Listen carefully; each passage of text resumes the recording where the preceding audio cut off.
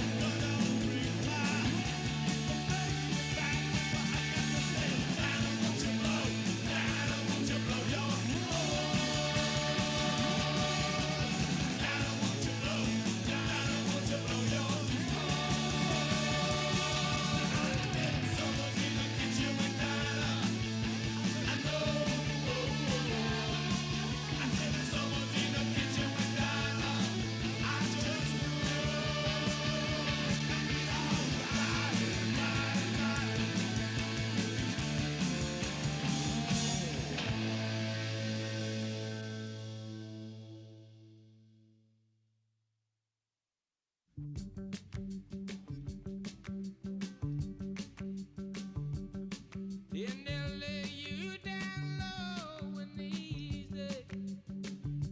And the lips that you kiss will say Christmas. Hear the mass that you travel the distance. You believe no lies. Dry your eyes and realize that's la la la la la la la la la la la la la la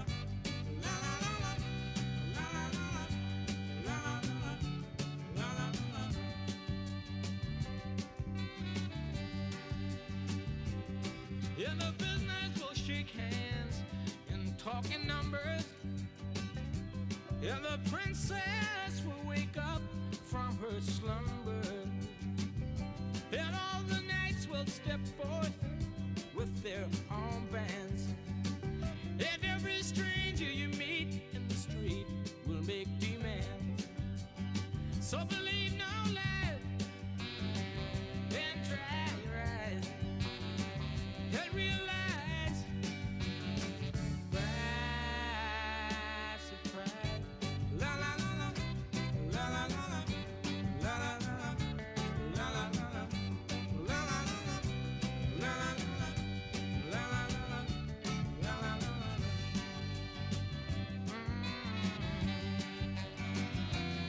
Yeah, we'll send you glad tidings from New York. Open up your eyes so you may see. Ask you not to read between the lines. Hope that you will come right in on time. Oh. Yeah, they'll talk to you while you're in trances. And you'll visualize not taking any chances, but meet them halfway with love, peace, and persuasion, and expect them to rise for the occasion. And it gratifies when you see it materialize right in front of your eyes by surprise. La la la la, la la la la, la la la la, la la la la, la la la la, la la la la, la la la la.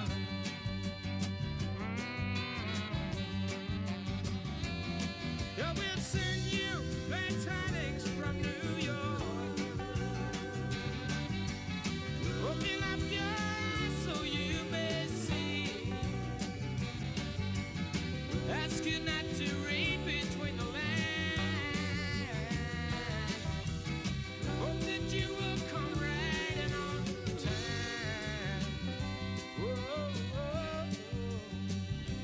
And they'll lay you down low in the easy.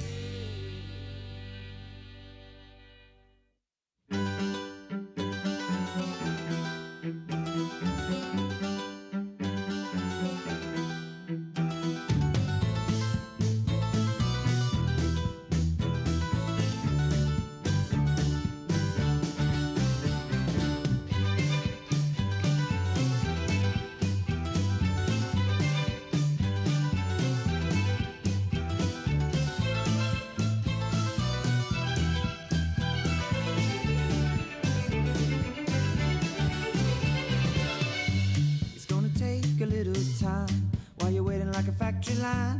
I'll ride across the park, backseat on the 79. Wasted days you've come to pass. So go, I know you would not stay. It wasn't true, but anyway, pollination, yellow cat.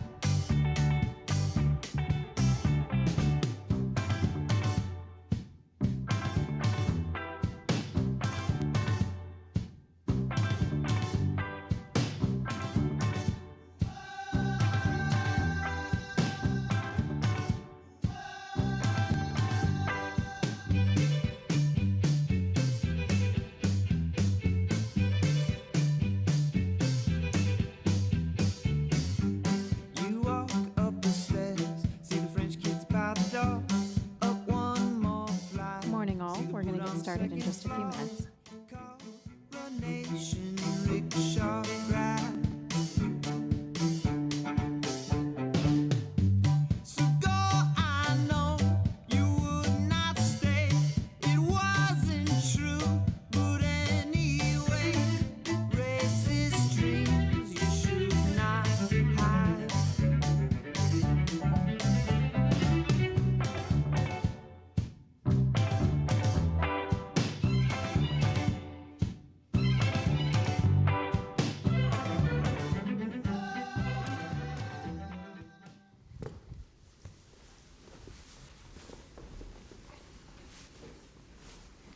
Good morning, everybody. Let me note up front, this city continues to fight the battle against the coronavirus and fights it well. All of you have a lot to be proud of. In a few minutes, I'll talk about phase 4 and the specifics of how we're going to approach it. But the good news is we are on track for Monday for phase 4 with some specific approaches and modifications, but I'll talk about that in a moment.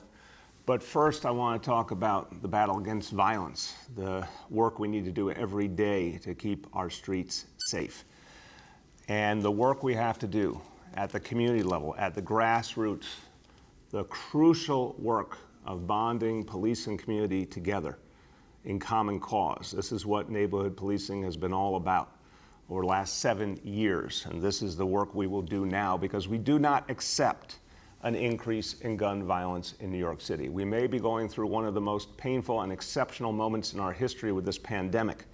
We may be going through profound social dislocation and the breakdown of the basic functioning of our criminal justice system in terms of our courts.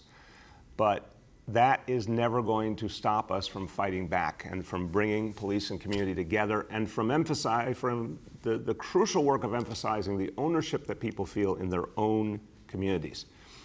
I have seen it time and time again in recent days in Harlem and East Harlem and Bed-Stuy, people coming together to stop the violence and people who want to work with our police in common cause, our clergy, our civic organizations, elected officials. We depend on all of them. We depend on grassroots efforts to stop violence, like the Cure Violence movement, the crisis management system. And we depend crucially on putting our police officers in the right locations with the right approaches and strategies. And that's what precision policing is all about. That's what CompStat has taught us for years. No one knows that better than our commissioner, who has really perfected these strategies over many, many years. So today we're going to outline a citywide violence prevention plan. And when I say citywide, you'll hear from the commissioner.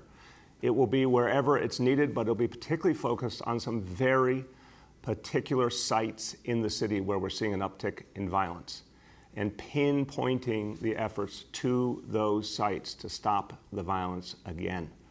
So we will combine presence of police, particularly foot patrols, police right there at the front line connecting with the community with all those grassroots efforts and community efforts. That is what's going to move us forward. We've been through tough moments before. We've overcome them time and time again. And we have found that that combination, police in the right way, in the right place, in the right number, with community support, with community efforts combined, is what works. Now, before the commissioner speaks, today is a day we all reflect on. It is the 6th anniversary of the death of Eric Garner. And we can say today, and I said it up in the Bronx when we had a moment to reflect, painting the Black Lives mural in the Bronx, signing the legislation passed by the City Council. And I said there, and I want to say it again, we lost Eric Garner, and we should not have lost Eric Garner. We never want to again in this city, ever again, lose another person in any circumstance like that. We never want to see that again in our city. And we've been working for 6 years to make sure it never happens again. But I truly believe that Eric Garner, even though he should be with us here today, he did not die in vain. From the moment we lost him, efforts at change and reform have progressed, and they can progress today deeper and deeper. And that work will never stop. So we feel the pain and we feel the loss, and I've spent a lot of time with the Garner family, and I know how much pain they still feel.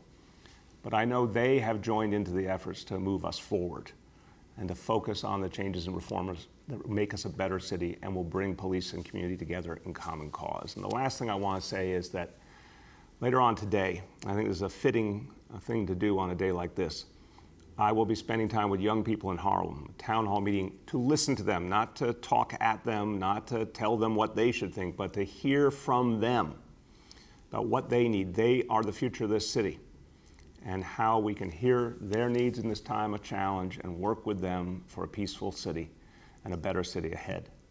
So with that, I want to turn to our commissioner. He has been working very hard, and we've had many, many conversations about the strategy to move forward and fight back this spate of gun violence. I want to emphasize, I have never seen anyone more systematically think about a challenge and figure out all the tools that need to be used and all the creative approaches. I've never seen anyone do that better than Dermot Shea. My pleasure to introduce our commissioner. Thank you, Mr. Mayor, and I think challenge is the appropriate word. We know where we've come from the last 4 months, but what's important for the New York City residents to know is we are incredibly focused on pushing back on the recent violence that we've seen throughout New York City, but very much localized in certain neighborhoods and even certain blocks. The men and women of this police department, the leadership of this police department is there for the residents, will continue to be there for the residents, and we are absolutely committed to making New York City streets safer. We have no intention of giving back to gang members any blocks that we have earned with our own sweat and blood over the years. With the recent uptick in violence, I have had a number of meetings over the last several weeks, both internally and externally. Met a number of times with our district attorneys that I can tell you share that vision that I just outlined in terms of making New York City streets as safe as possible for its residents. That is why we exist as public servants. In terms of what we've been seeing across New York City, we've been seeing a sharp uptick in gun violence. When you look at certain neighborhoods, we've seen some neighborhoods in Harlem. We've seen some neighborhoods in South Jamaica have an uptick, certainly. But the biggest problems that we've been seeing has been in the Bronx and Brooklyn. We are moving all available resources to those areas. You'll see increased foot patrols as well as officers in uniform in marked police cars. We'll also be overlaying that with increased technology, everything from cameras that are mobile to license plate readers and everything in between. And all of this is being done to really focus on that small number of people that frankly just don't get it. We're going to need help on this. We're going to need help from district attorneys, lawmakers, all community, all coming together, cooperation, but I am very confident that we can turn this tide as we move forward out of this. I can tell you just since Monday, we have had 13 arrests in shootings just this week. Now, these incidents didn't occur this week, but 13 arrests as recently as last night, where uniformed patrol officers on the Upper West Side responding to a shots fired job, make an arrest minutes after a shooting had taken place. We have a lot of work to do, but I am confident that together with community affairs, with the community, with all partners and stakeholders working together, and with crystal clear deployment and laser focus, we can turn this tide. Thank you very much, Commissioner. I want to emphasize something the Commissioner's talked about, I've talked about. The Commissioner met with the Office of Court Administration, the state office that runs our court system, and with the 5 DAs. And I know everyone earnestly wants to get the criminal justice system up and running again. I really do. I just want to emphasize that the City of New York will do anything and everything to help the Office of Court Administration bring back our court system, but not in just dribs and drabs. We want the court system back as fully as possible, as quickly as possible, so we can address gun violence, so we can make sure there are consequences for anyone who harms another New Yorker. So I want to emphasize how the NYPD, the City of New York, we will do anything and everything to help, but we need that to happen quickly, and we need that to happen fully so we can really turn this corner. With that, let me talk about turning a corner in a different way, and that's phase 4. And this is good news. We are moving forward with phase 4 on Monday. Now, The state of New York is finishing some work today into this afternoon on the specifics, and they'll have a formal announcement later on. But I can give you the broad outlines now of what we've talked about with the state and where we agree that we can move forward safely. And it's all about safety. We want to bring people back to work. We want people to get their livelihoods back. We want to bring our city back, but safety and health first always. So phase 4, let's focus first on outdoors. And again, outdoors has proven to be the area where we're seeing a lot of things work successfully. So we're going to restart the low-risk outdoor arts and entertainment activities. This means things like botanical gardens and zoos, for example. They can reopen, but at reduced capacity, 33% capacity. Production of movies, TV shows, that can proceed. Obviously, something that matters to a lot of us, sports coming back. But again, without audiences. This is something that's been announced previously, but to emphasize that is part of phase 4 as well, that sports comes back. We'll get to watch it on television. I think it's going to be a great relief to a lot of us, and then particularly to all the baseball fans out there, and I'm one of them. We are so happy to see baseball coming back next week. Now, outdoors looks very good. Indoors is where we have concerns. Some indoor activities can exist with the proper restrictions, but there's going to be care when it comes to indoors. Each and every situation is going to be looked at very carefully, very individually. So some will not resume in phase 4, certainly not right away. That continues to be, first of all, indoor dining. That could have started earlier. We've said that's not happening. That continues to not happen. That is very high risk, and we've seen that around the country. Museums, not yet. Malls, not yet. Still closed for now. We've got to strike a balance, and we've got time to look at the evidence, watch what's happening around the country, watch what's happening here in this city, and make further decisions on some of these pieces, and we'll do that very carefully with the state of New York. But look, if you just think back 4 months ago and think about how horrible the situation was, what we were fighting through, the pain that New Yorkers were going through, and then you think about the day when the 4 phases were announced and it was made clear that they could move in this kind of progression every 2 weeks. The fact that we are here is because of the hard work of all of you. And now that we've gotten this far, I'll say it now and I'll say it many other times, let's hang on to it. Let's stay focused. Let's stay disciplined. We got to keep bringing the city back, but that's going to take all of us playing our part.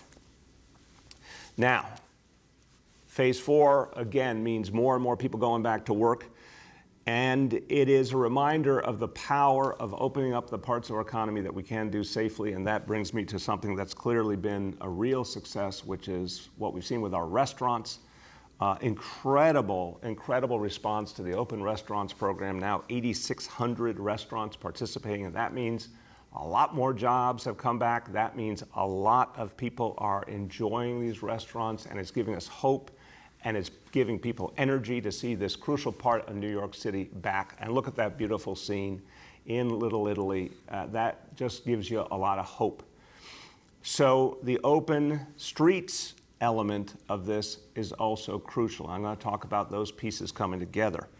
But let me make first an announcement on the Open Restaurants program, which has been such a great success, the sidewalks, the curbs.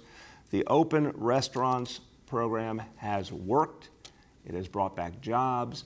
It has been safe, and therefore we will extend this initiative. The restaurants will be able to use the sidewalks. They'll be able to use the curbs through September, through October. We're extending this to October 31st. Now we're also going to do more with the open streets and combining the open streets and the open restaurants for the good of everyone. So today we're announcing 40 more blocks of open streets that will have dining Friday, Saturday, and Sunday. You're going to see that also in Chinatown, Manhattan, which has been an area that was so hard hit by this virus very early on. So we're thrilled to see this will be a big boost to Chinatown. But 40 blocks all over the city. And this will be starting immediately, beginning this weekend. So I know the weather won't entirely cooperate, but when the weather's good, I think a lot of New Yorkers will be out enjoying this wonderful opportunity. But again, do it the right way. Do it the right way. Follow the rules. Keep the distance as needed. Wear those face coverings. Help us keep moving forward. A couple of things to conclude. One topic I come back to often, alternate side parking. So we've had alternate side parking off for much of the time of this crisis. We do need to bring it back when it's important to clean up some more. So we're going to bring it back for next week. And I want to emphasize, because there's been some confusion and we're really going to work hard to get this right for people. For folks who have alternate side parking, so it'll be on next week, if you typically just move your car once a week on your side of the street, then just do as you would normally do with alternate side parking. If you're on one of those streets with multiple times a week, and you see the image on your screen, if you're on the street with multiple times a week, we're trying to move off that going forward. In that instance, just move it on the last day indicated on the sign on your side of the street. Remember, your side of the street is what matters, and the sign on your side of the street. So as you see on the visual, ignore the first day, go to the last day, and that's the one time we need you to move your car during the week when alternate side is in effect. And we're going to do a lot more to explain that to the people of the city, and particularly folks on those blocks going forward. Okay, let's do our indicators. First, number one, daily number of people admitted to hospitals for suspected COVID-19, threshold of 200. Today's report, 75 patients. Number two, daily number of people in health and hospitals ICUs, threshold 375. Today's report, 314 patients. And people tested citywide, number three, tested citywide positive for COVID-19. Threshold is 15%. Once again today, 2%, a very good number. Really striking consistency, and that is a credit to all of you. Few words in Spanish. Nuestra ciudad ha estado trabajando duro para evitar propagar al virus. Y lo estamos logrando. Este lunes, la ciudad de Nueva York podrá comenzar la cuarta fase del reinicio. En esta fase, regresaron muchas actividades al aire libre, incluyendo el béisbol. Vamos a seguir trabajando para que los neoyorquinos puedan regresar a sus empleos y disfrutar el verano también. Yes, Commissioner, baseball sounds the same in Spanish. That's right. You can say that. Everybody, we will now turn to questions from our colleagues in the media, and please let me know the name and outlet of each journalist. Hi all, just a reminder that we have with us today Police Commissioner Shea, Transportation Commissioner Trottenberg, Small Business Commissioner Doris, and Senior Advisor Dr. Varma. With that, I'll start with Marcia from CBS. Mr. Mayor, I wondered if I could ask you and the police commissioner about the fact that a man who was caught on video and arrested for attacking Chief Monahan and 3 police officers was released without bail. I wonder how you feel about that and what message it sends to people who might feel that it's open season and they can attack cops at will. Yeah, Marcia, I am very unhappy about that, and it does not make sense to me. It really doesn't. First of all, Terry Monahan's a friend of mine. I have great respect for him, and he's out there every day trying to protect everyone in the city. And to see someone assault him, chief of department, absolutely unacceptable. Assaulting any police officer, absolutely unacceptable. And there needs to be consequences. And that's where I say we need our court system up and running. But also in a case like this, it does not make sense to me. If you assault a police officer, you're assaulting all of us. And there needs to be clear consequences. So that just doesn't make sense to me. Commissioner, you want to? Yeah, I mean, Marcia, I think you know my answer to that. I mean, it's very frustrating. I think the world at times seems like it's upside down. I mean, we got to do better than that. But what I said in an interview yesterday was I was at I stopped in and spent quite a bit of time yesterday at a CompStat meeting, Brooklyn violence. And who was running the meeting and who was sitting right behind him? It was the chief that was assaulted and the lieutenant that was assaulted. Both went to the hospital, treated, and back to work the next day, talking about how to keep New Yorkers safe. So, you know, that's what I'll pull out of that incident. Obviously, we got to do better as a society, and There needs to be consequences for people that just have no regard for laws. Go ahead, Marcia. Mr. Mayor, my second question has to do with your restaurant program, your open streets and open restaurant program. I know you're expanding it, but we've been getting complaints from a number of restaurant owners who say they've been getting hit with compliance notifications, threats of fines or penalties, and they're not getting enough direction from DOT on how to fix the issues. Is there anything you can do to provide better guidance and anything you can do to help these restaurants who desperately need to stay open? Absolutely, Marcia. Look, I've talked to a lot of restaurant owners. I understand their concerns, and we're acting on it right now. We don't want to fine anyone in the restaurant community, any small business. We don't want to ever see a restaurant that gets into this program not succeed. We want to help them succeed. So, Marcia, what happened is, look, the original guidance, which was done really with a sense of urgency, and you remember, we did something very unusual. We let people self-certify. It took like 5 minutes to do the form, and you were up and running. The fact is, we learned some things in the process about areas where we had to do a little bit better on safety. And we came back and said, hey, guys, we have to tighten up these pieces. And we're working with those restaurants to do it. It's not contentious. It's cooperative.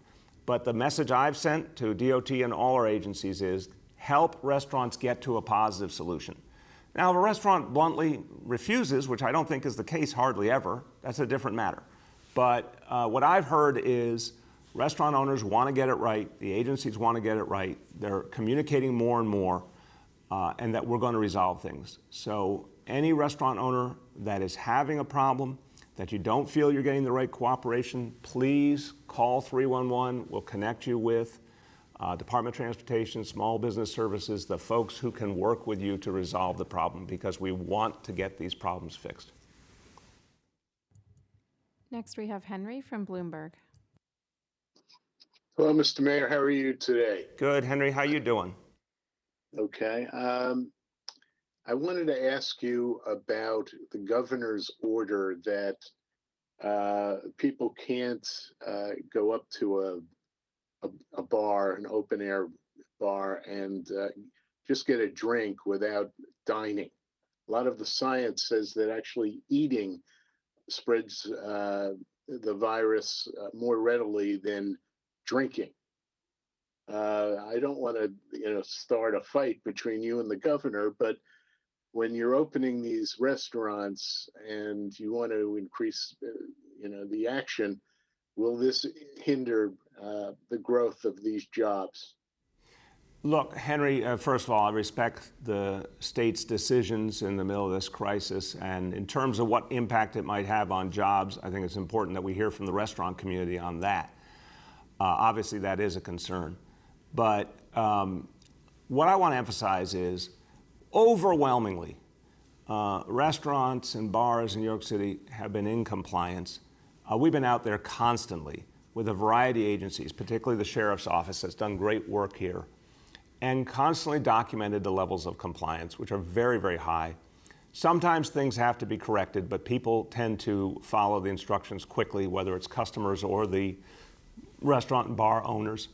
So we have not seen a really profound problem with compliance here. There's always some images that raise concerns, but if you really look at the facts and the details,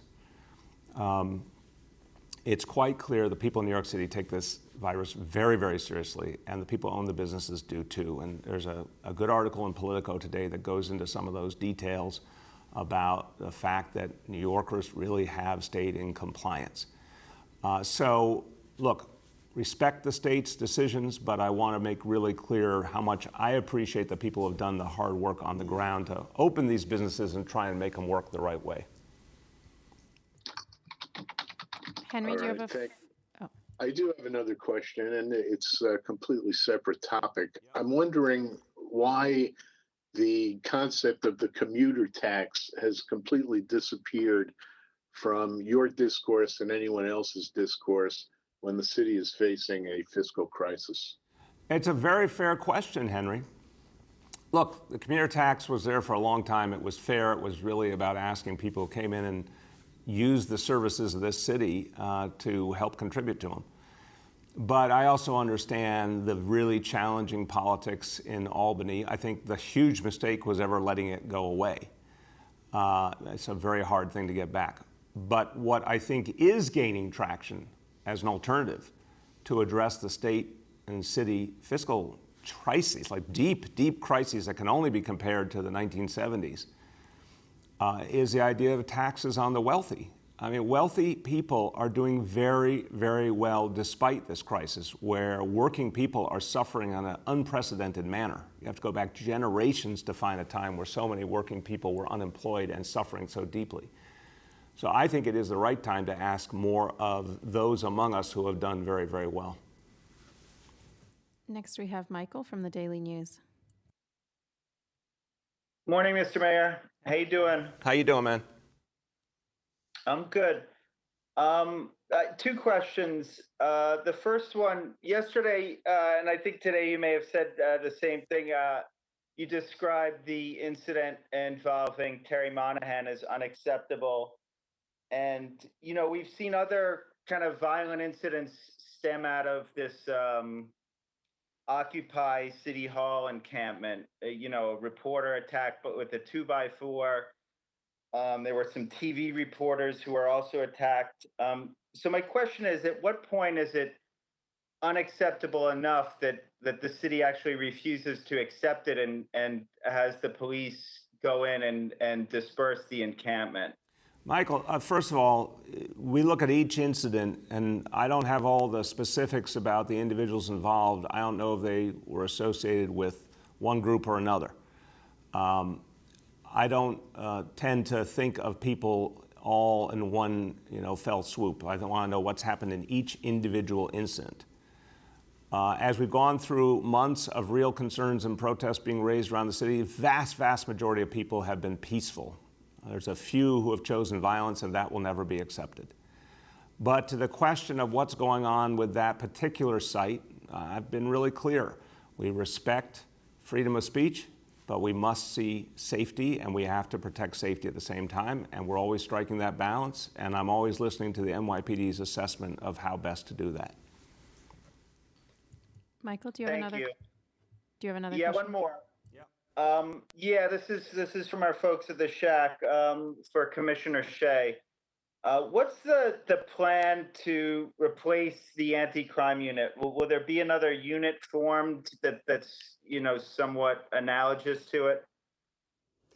Yeah, thank you for the question. So when you look at the state of New York City right now, the violent uptick, the level of arrests made, I think you have to look at all of this together. When you look at the amount of guns that are seized, but one that's not often talked about is what happens after the fact and the prosecution of those guns and the state of this court system right now. We look at that not in pieces, we look at it in its entirety. When we make decisions about deployment, when we make decisions about strategically how do we keep New Yorkers safe. So the answer to your question is we think about it all. It is a fluid situation, but what we need help with right now, and I want to look forward, not back, but all things are connected here. Just in the last year and a half, we have about 2,000 open gun cases. Half of them are indicted. We need the price of carrying an illegal firearm in New York City to be felt. We don't necessarily need more gun arrests. We need the people that are caught to be prosecuted fully. And then we need the court systems open to get them off the street as quickly as possible. So when we have all those things working, that's a huge piece of this equation. But we are constantly evaluating how we deploy, how we do it smarter, and how we do it in a way that when we make gun arrests, they get prosecuted fully. I just want to add and bring back one piece here, Michael. Again, I think sometimes when there's events swirling around, there's assumptions made. And if you listen carefully to what the commissioner's been saying over recent weeks, he is always looking at the big picture. It's one of the things I appreciate deeply about him. And that decision around the anti-crime unit was not just based on current events. It's something the commissioner had been thinking about for a variety of reasons for a long time. And Commissioner, I think just to if you would add for a moment, I think it's important for the people of the city just to understand a little more of the context of what you thought could be achieved going forward with a different approach. Yeah, I absolutely think, and I said this publicly, I think that the manner in which we get guns off the street will continue. It has to continue, but it has to be done in a way that also builds trust with the community, number one.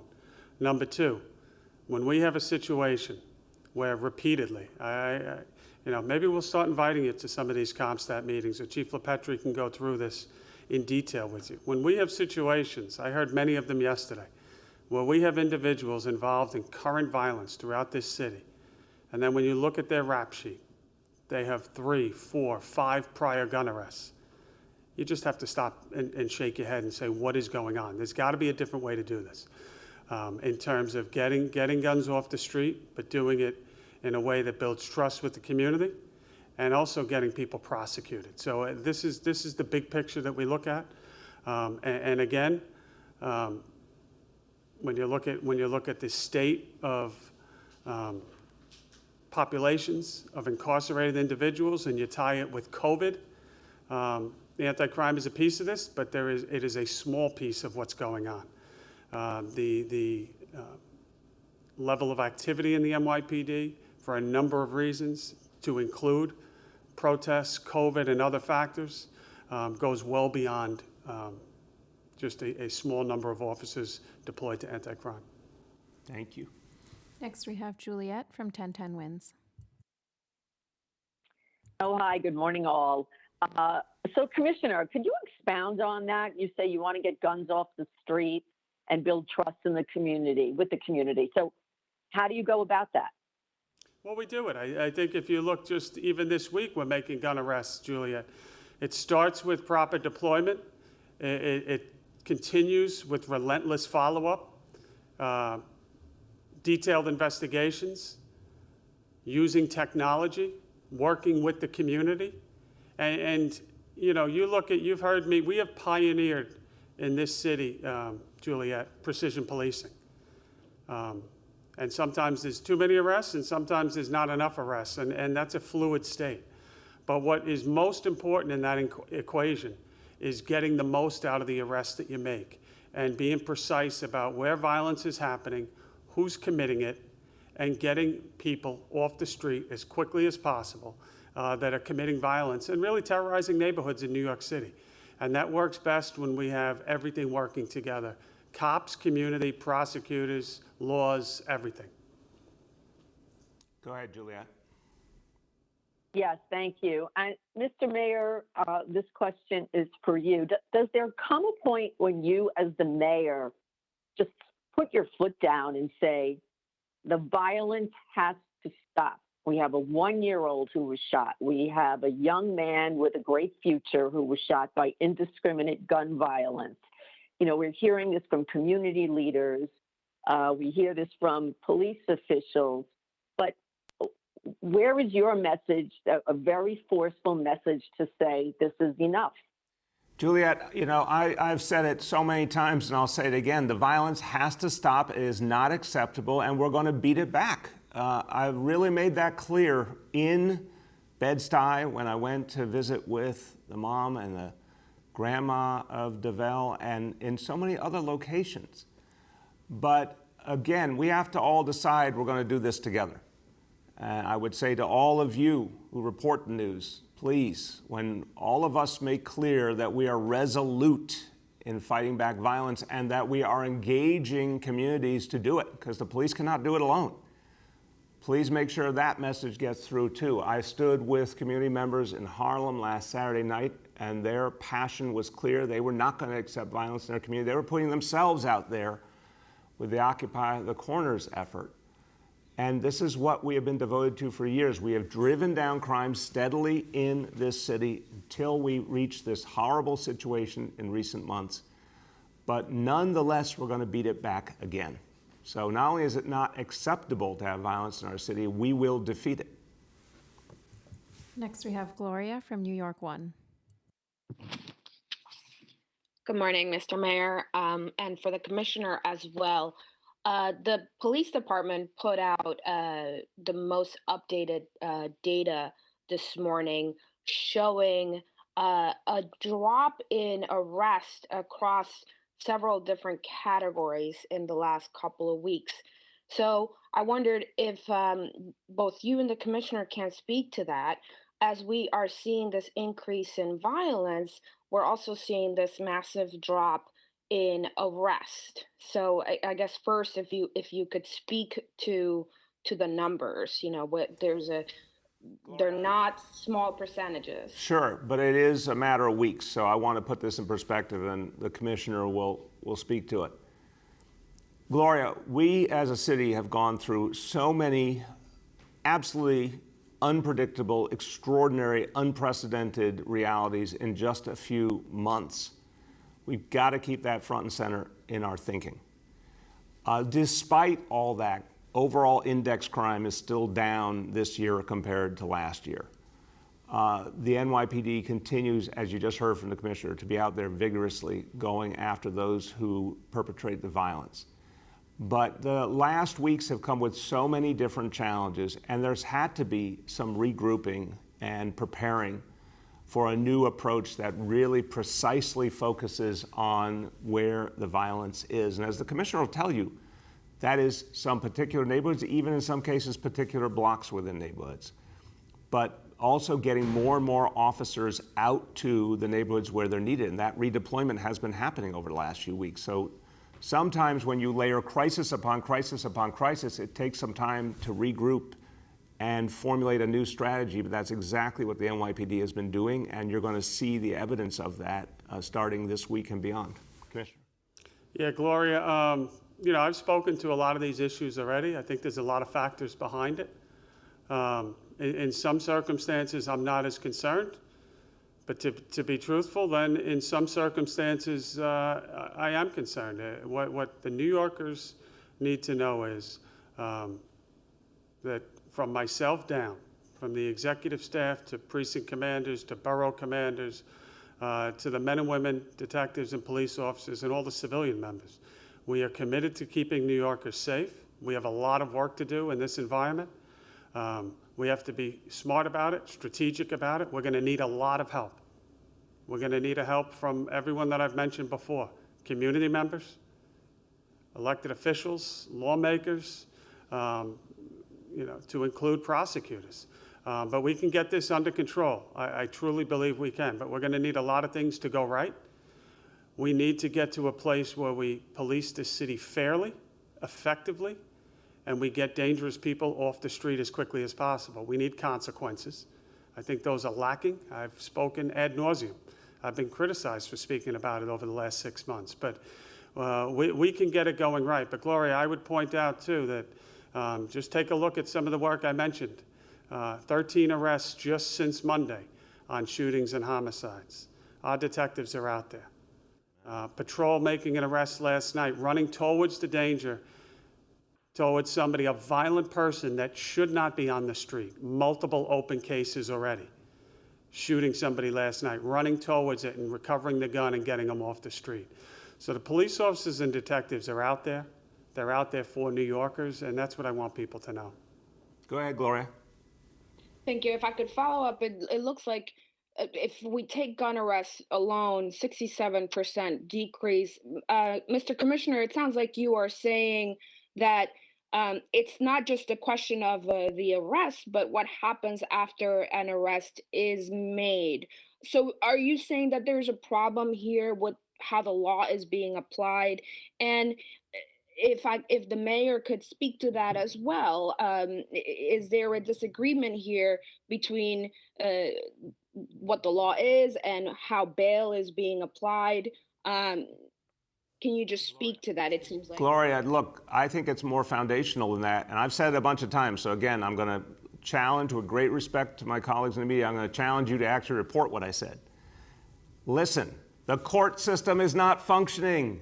You can't have the ability to get people off the streets if the court system's not functioning. And again, I do feel for everyone in the court system that they're dealing with real challenges, and we want everyone to be healthy and safe. But could we be real and honest about this? We are asking our police officers to go out there and do their normal work, but without the other pieces of the equation working. So I respect our prosecutors deeply, but I am pleading with all of them to focus on gun prosecutions and move gun prosecutions more aggressively and effectively, working with the NYPD. And I am pleading with the State Office of Court Administration to reopen the court system fully.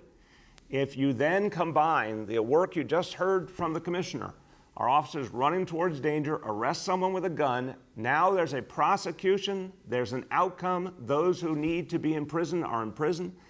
That's what we need to get functioning again to protect our communities. And the last thing before turning to the commissioner, what I've said to a lot of you, I'm going to say it again. The day Bill Bratton said this to me years ago was an eye-opener for me. A city of 8.6 million people, it is a few thousand who are creating most of the gun violence. Obviously, overwhelmingly, gang and crew members. A very, very small number of people who do not represent the communities that are all trying to live in peace.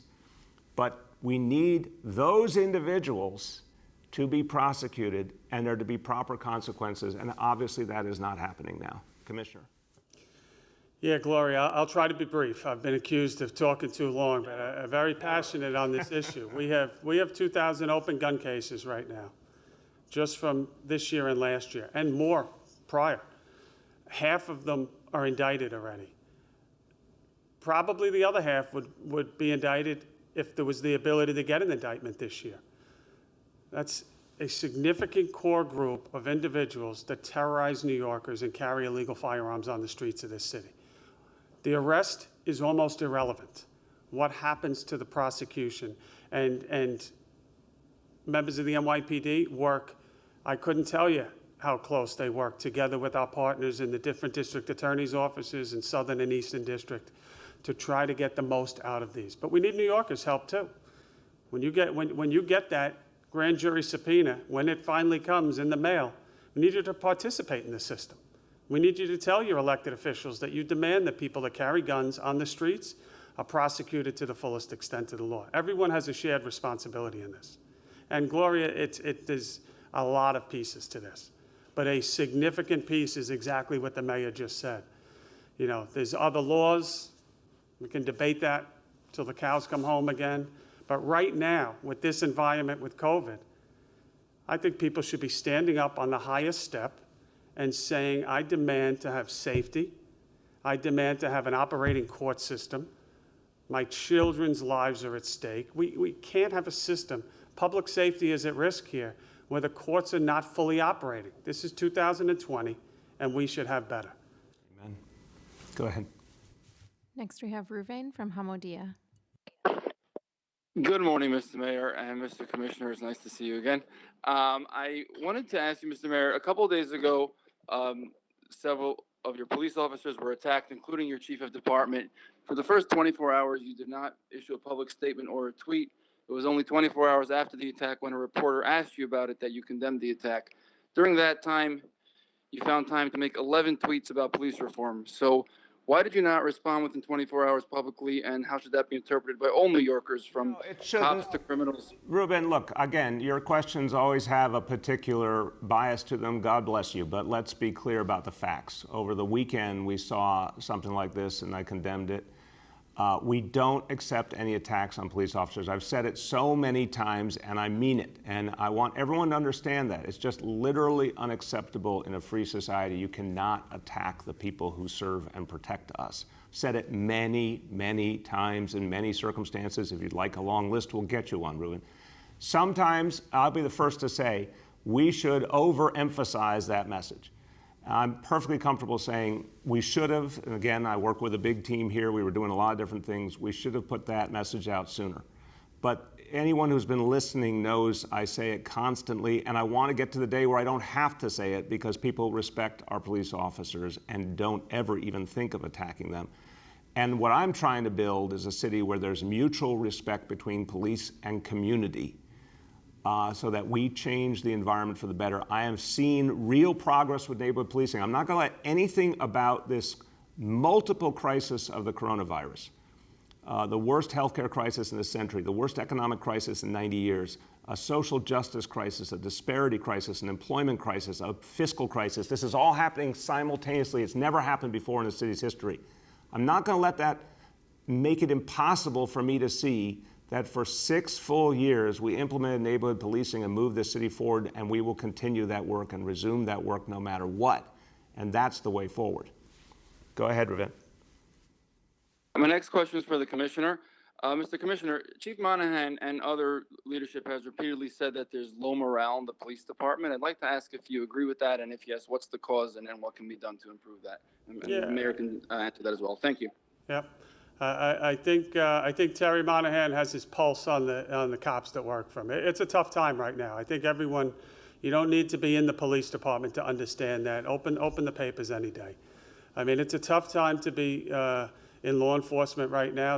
I don't think this is just about this city. It's about the country. I think it's imperative on all New Yorkers, all people in leadership positions to recognize this, to work together to fix it. And that's certainly what I'm committed to doing. Yeah, and Ruben, tell the stories of the people who work with the police and the police who work with them. I understand that it's very tempting to just report the bad or just report the controversial, but I beseech you all for the good of New York City. Tell the stories, the everyday stories, the thousands upon thousands of stories every day, where police officers show respect for community members show respect for police officers, people thank each other, people work together, people fight crime together. I see that every single time when I go out in communities and talk to real people. So yeah, I think there are real challenges here, and I understand a lot of our officers are going through a lot right now. We gotta support them. And I believe fundamentally that the reforms we are doing will bring us to that point of greater trust and mutual respect. And that's when I think everyone's morale goes up. Last two for today. Next we have Julia from the Post. Hey, good morning, Mr. Mayor, Mr. Police Commissioner. Mr. Mayor, could I ask a quick kind of public service question before my two questions? I think you get two questions, my friend, so you decide how you want to use them. Okay, I'll field that one to your press office. I'm wondering if you and the commissioner could put some meat on the bones of this new anti-crime prevention strategy. For example, how many officers will be shifted to these high crimes areas? What exactly will they be doing? Is it just the foot patrol that their presence will be deterring crime? Can you just flesh it out a little bit? There weren't many details in the press release either. Appreciate the question, Julia. I'll start, and the commissioner will obviously be able to give you much more, but I think the point is, again, so the time I have spent in ComStat sessions has taught me what I never would have known as a layman, how specific the reality is, how much the NYPD understands exactly where to pinpoint. Again, a lot of times it's not a whole neighborhood. It's a very small section of a neighborhood, and it's very specific individuals. And I think the constant refining of that effort is part of this, and then getting many more cops to be present in those areas as a deterrent, and then the close working connection with the community to show the community support, and also just the deterrence of efforts like Occupy the Corners. So all of these things come together, but in terms of the number of officers and locations, the commissioner will give you more. Yeah, and let me start, Julia, nice try with the third question there, but I recently appointed Chief Jeff Madry to be the Chief of Community Affairs. And one of the things I said to him, and it ties to this, is, you know, you're the Chief of Community Affairs, but I think that's a misnomer. I consider all 35,000 cops to be community affairs. And when we get to that point, that's where exactly we should be. It's not the men and women that work for Jeff Madry to work with the community. It's all cops. And the second point of that is the exact same answer for anti-crime. There's not a small segment of cops that quote unquote anti-crime. They do phenomenal work, they're historic. But all police officers fight crime. Whether you're in uniform, whether you're in plain clothes, whether you're working inside analyzing crime, or whether you're on a foot post. We are all committed to exactly what we're doing here, and that's keeping New Yorkers safe. Hundreds and hundreds of officers are being redeployed. from inside positions, from outside positions, but just what we do every day in Comstock.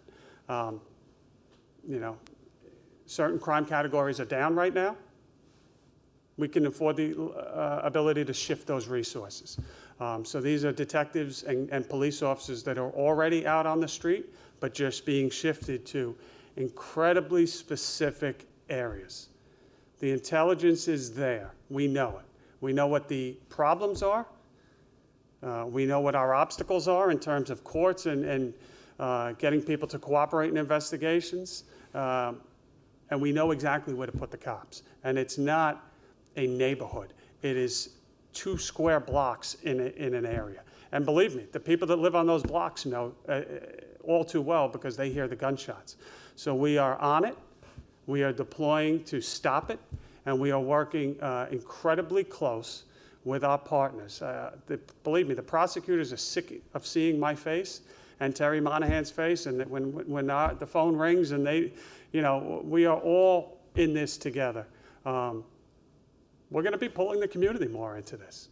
We're going to be pulling the community more into this with Jeff Madry, and not just Jeff Madry, all precinct commanders, and sitting down with the community, with their cops, with their detectives, and having detectives stand up and saying, this is what I'm investigating in your community. This is what I need help in. Who can tell us about this? So it's good. Listen, we're going to get out of this, and we are going to put a stop to this violence. It's going to be incredibly difficult with all. When you don't have an operating court system, I hate to be a broken record, we got to be incredibly, it's taken an incredible amount of resources to put it in areas where this violence is happening. And then, let me just say this too.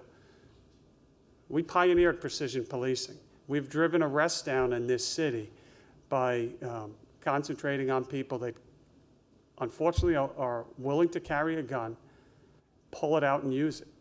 And we've done a number of takedowns. When those courts are opened up, we have a line of cases ready to get the most violent people off the streets. We need the courts open. Amen. Go ahead, Julia. Okay, on the courts, actually, this question comes from my colleague, Craig McCarthy in the Shack. 20 of the people who were arrested or wanted for shootings in June, actually only one had an open case per these own numbers. So you're saying that the court slowdown has led to shootings, but a lot of these folks don't actually have open cases. I have to see exactly what you're referring to last night. Here's what I'm referring to. I think we've demonstrated. I think you've sat at the press conferences with me, with Bob Boyce before me, with Mike LaPetri, with Terry Monahan, with Rodney Harrison, and on and on. We are seeing a significant uptick in gang violence. We know exactly who's involved. If you were sitting in that CompStat meeting last night, you would hear the frustration of some of the command level officers in terms of, again, everything I've said. And we are ready to take violent people off the street. We need help. That's point A. That's nothing to do with what you just said. Last night in Manhattan, we made an arrest of a person shooting somebody. That person has 2 open cases: a robbery at knife point, a grand larceny, a third one that's not open, arrested recently, drugs and dice, and the usual story. I don't know the exact examples of what you're referring to, but please, you cannot ignore the fact of what the prison and jail populations were, what they are now, and then combine that with no one is going in large scale because there is no ability to indict people right now. There is an incredible downward pressure because of a lot of factors that we've said ad nauseum to keep people out of jail. And I just want to add to that really quick, Julia. I mean, imagine the frustration of the community residents, and I talk to community residents all the time. They know exactly who is doing the violence. The NYPD knows who's doing the violence. Everyone wants to not be victimized by a very, very few individuals who are creating harm for everyone else. I mean, we lost a 1-year-old, for God's sakes, to people who unfortunately are involved regularly in violence. And this can be stopped. But All of the prosecutors need to play their role, and the commissioner mentioned we're working very closely with the federal government as well, the Eastern District, Southern District. We need all prosecutors to play their role, bring those indictments. We need the court system to function. We need to start moving this again. And look, this is a city that is coming back in so many ways. Everyone needs to participate. Do it safely, do it with health as the first consideration, but we also have to protect people's lives out in our communities. If we get the prosecutions to start again, we get the court system up to full speed, we can break the back of this violence. Last one for today, we have Henry from Pix 11. Good morning, Mr. Mayor. Want to shift gears with this last question to the ongoing conversation about schools. We've been speaking with a number of teachers worried they don't have enough of a seat at the table. We know you've been speaking with the union, but teachers worried their voices aren't being heard quite enough. Are you concerned about you're going to see a strike in the extreme, but at least one where a lot of educators are saying, listen, I'm not going to do anything but online, your in-person plans be damned? Are you concerned about that? First of all, it's a great question, Henry. I appreciate it because we want people to have confidence. We want teachers, educators, staff, parents, kids, everyone to know that the focus is on bringing back schools in a healthy, safe manner. We've got 2 months to show people over and over again how that's going to be done. And it's going to be done based on the data. And if at any point the data tells us we need to change direction, we will. But we've been working incessantly with the two main unions of educators and the unions who represent staff. But we welcome more and more educators into that discussion. I'll have that conversation with the chancellor. We certainly want to hear the voices of grassroots educators, their concerns, answer their concerns, or if they're raising new things we need to address, we want that. Some folks are concerned because they have pre-existing medical conditions. Those folks will get an exemption, obviously. We know there'll be a certain number of our educators who will not be able for health reasons to be in school, and those educators will be devoted to our remote learning. But Henry, there's a lot of educators who want to come back deeply. I've talked to a lot of them. I've been out in communities. A lot of teachers will come up to me and say that they are a teacher and they want to talk to me about it, and I constantly say, do you want to go back or not? And I have not met a teacher yet who doesn't want to go back because they're devoted to the kids, and they know the kids just can't get as good an education remotely. But yes, we want to hear those voices, and we want to really be respectful of their concerns. And I think you're going to see the vast majority who are healthy will want to be at their post because they want to help our kids move forward. Go ahead, Henry.